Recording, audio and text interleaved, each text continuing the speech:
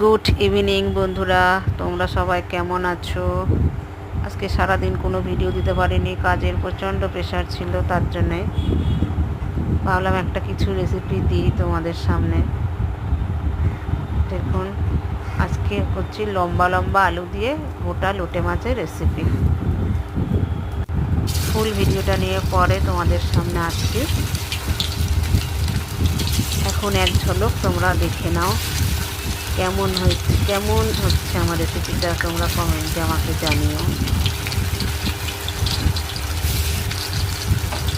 Please বন্ধুরা, তোমরা আমার পাশে থাকবে, আমিও তোমাদের পাশে সব সময় আছি।